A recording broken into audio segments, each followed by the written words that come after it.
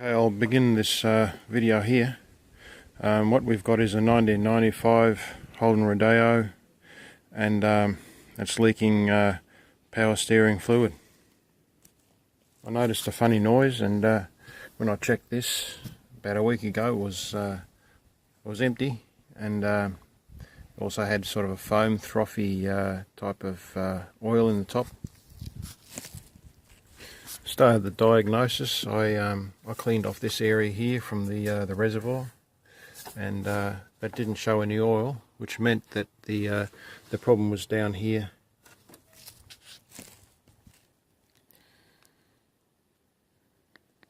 Okay, so just down there at those pipes,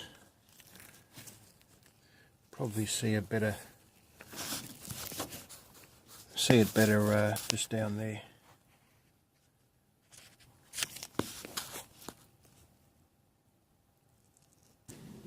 The good news is you can drive these cars without the steering pump. So the belt's off. I've been for a drive around. I've practiced backing in and out, and driving all around. And you don't really need it. You have to think ahead a bit with your steering, where you want to be positioned so you can make the turn.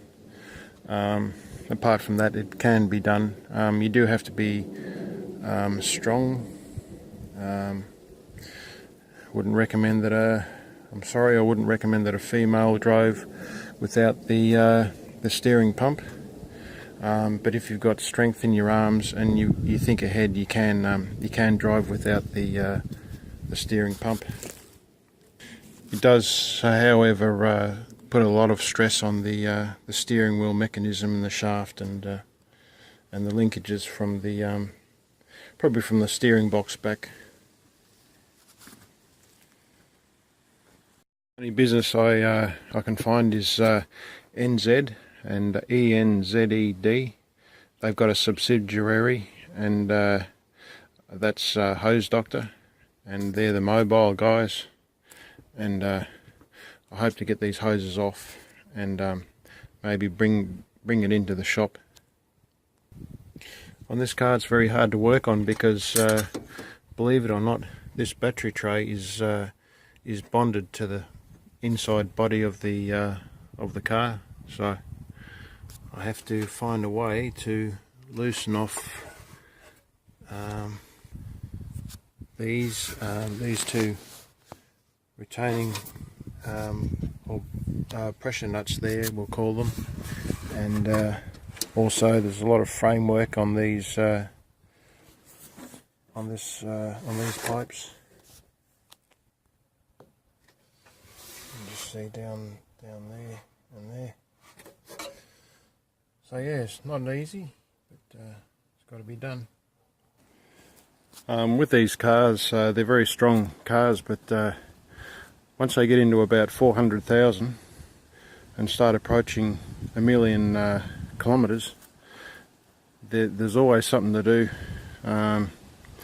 You know, there's something to do every 2 or 3 months, and that's just part of owning one of these old high mileage cars. This is a 1995 Holden Rodeo TF 2.6 petrol.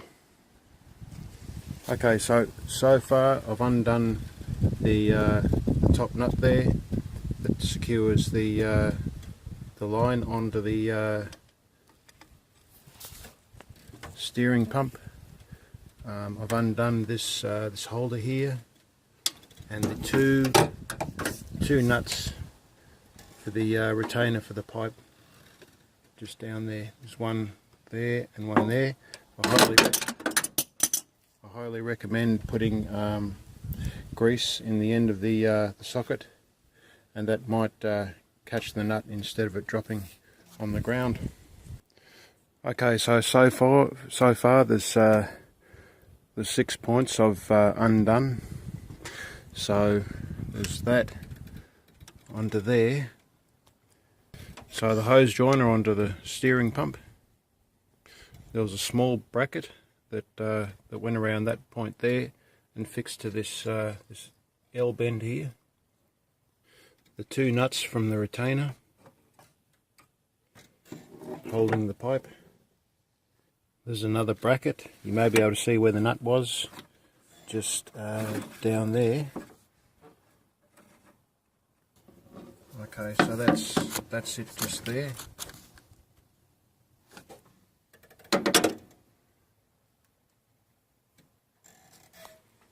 And then there's two, it could be, for argument's sake, we'll just call them compression joiners, and we've got one pipe there and one pipe below it, the two pipes joining onto the steering mechanism. For the lower holder there, how you undo that nut is you come up underneath the stairwell, so we're under the car, and you'll feel it just up inside there. I've got one more holder to undo, and you may be able to see the nut. It's just down there. Yeah, so that's it just there.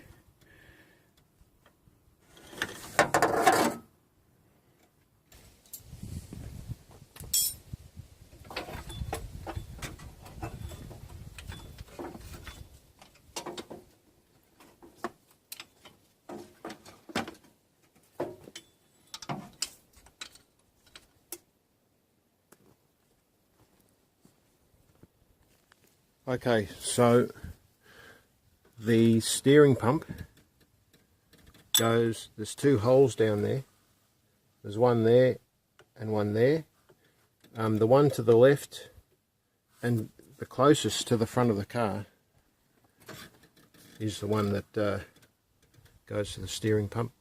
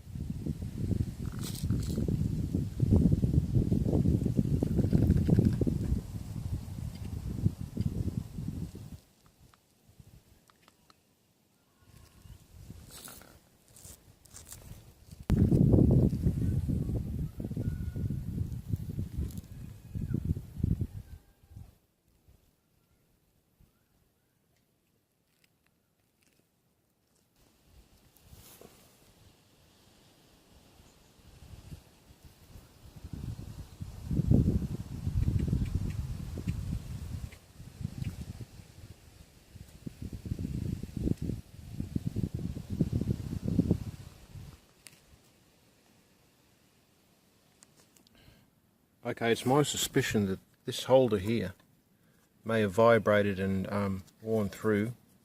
I can feel a bit of a wear bump, just I'm not sure about that. There is this plastic protection.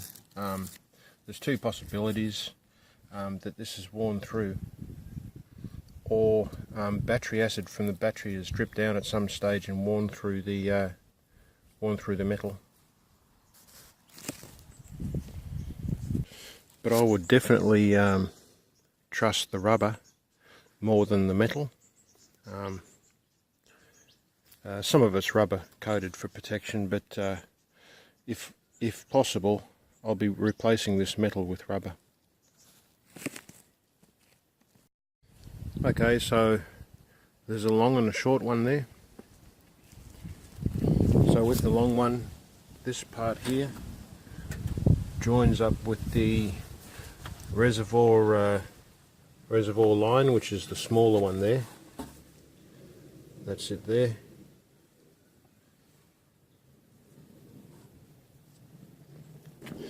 And that other side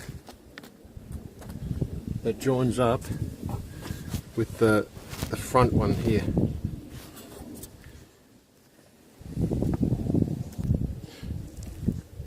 the short one. That there connects with the top of the pump, and that other one that connects with that hole there. So looking from the front, it's to the left and closest to the front.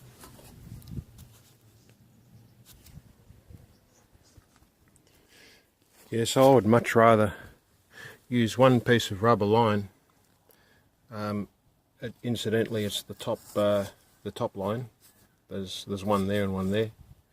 I would be going from there down underneath the radiator, along, and just connecting straight to there, and just tying it with plastic ties. And then I'd just run from that one there straight to the pump with another rubber line. I'd say that'd be your best bet. So the way it's looking at the moment is I'll probably next Saturday, I'll go to a hydraulic repair guy, and I'll either leave these lines with him to get something new made up, or if he can do it quick enough, I'll leave the car with him for a few hours, and he might be able to just run the lines.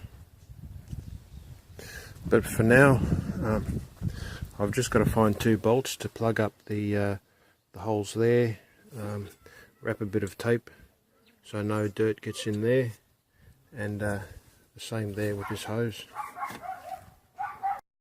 Okay, it's the next day, and I just want to document where these holders are fixed. So that's the long pipe, and it's just there on the corner there, and the smaller one, the line goes down and it's located there.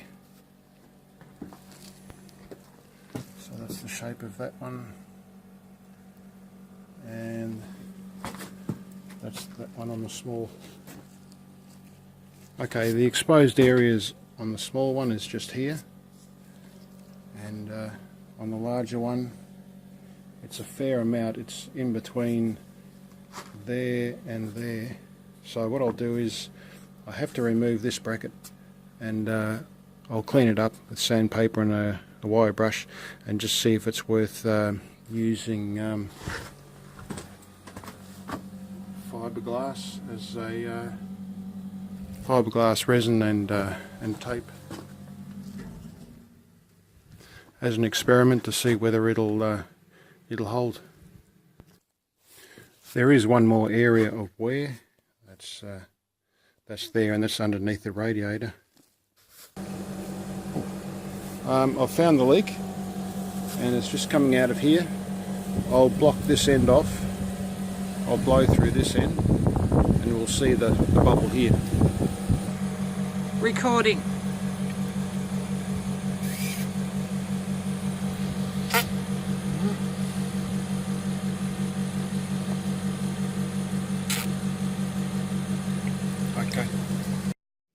Okay, so that's the culprit right there.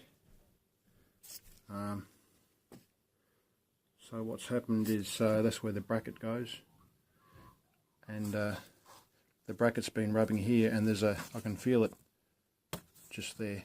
There's a sort of a high point. Yeah, just there.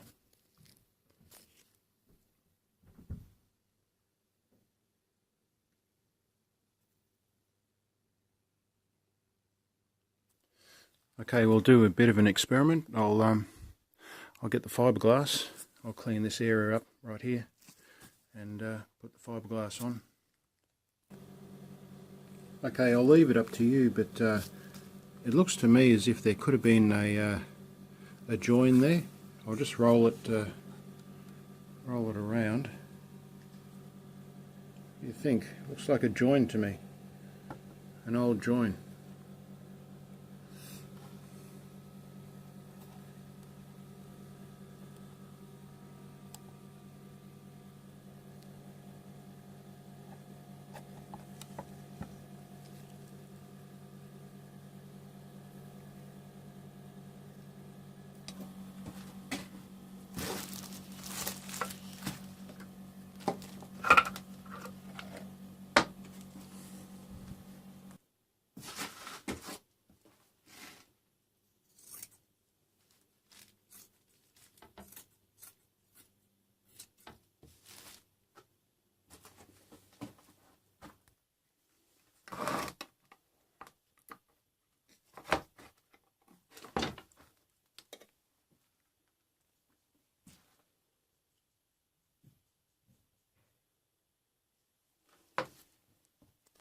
Okay, it's a bit like builder's bog. With builder's bog, you've got the bog and the hardener. We'll think of this as the bog, and this is the hardener. So I'll just add a bit of that.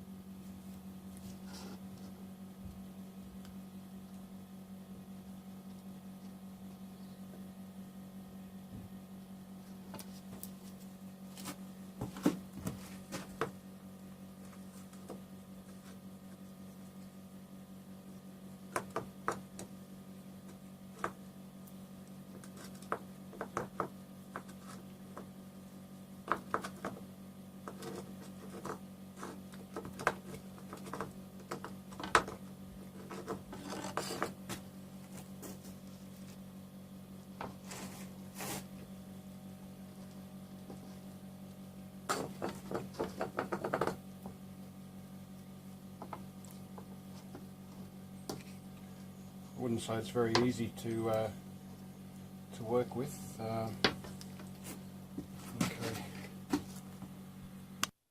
Okay, at this stage it's not particularly pretty. I found that the fiberglass, I had to cut one thickness thick. So yeah, you can see that there's two thicknesses there. So I just used one. It wouldn't adhere to the, wouldn't bond to the metal or stay there, I mean. So what I did was, I got the one thickness, I just rounded around. I got these plastic ties and tied it to secure it. I've mixed a second batch, and I'm just going to tip that over to make sure that it soaks into the fiberglass. So you clean it up with acetone, and I'll start to clean it up now. Once it's dry next weekend, I'll get a grinder or a file, and I'll shape it up and make it look better.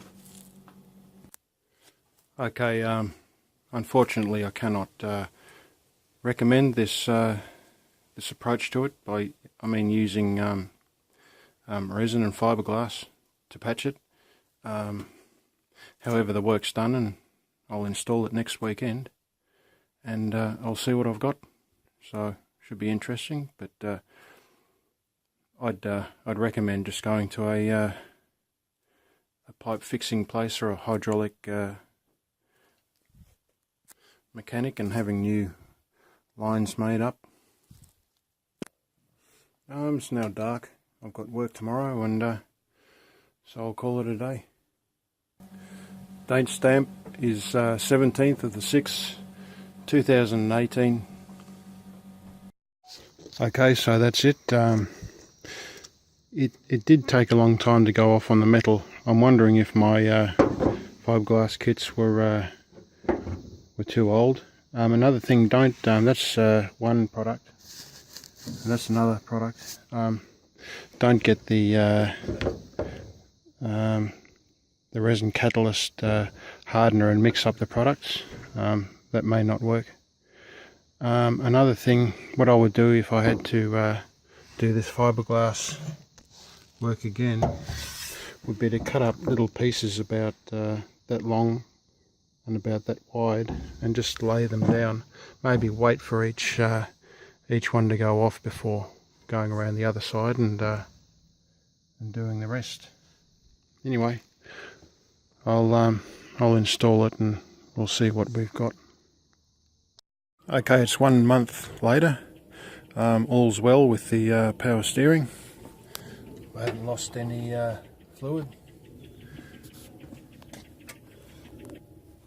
I'll just try and zoom in. I've just checked the lines and power steering lines, and they don't have any fluid on them. So it's looking at this point like it's a successful job. If the work doesn't go well, I'll put something underneath this video or on the headlines, on the heading, and but for the moment the job's very successful. Just be careful how you put on the mesh and the resin. Just put on little pieces of mesh, and yeah, no, it's really fixed this job, and it's saved me time by having to bring the parts to a shop on the weekend, picking the parts up the next weekend. So yeah, might get somebody out of trouble. So I hope this video helps. Please like and subscribe.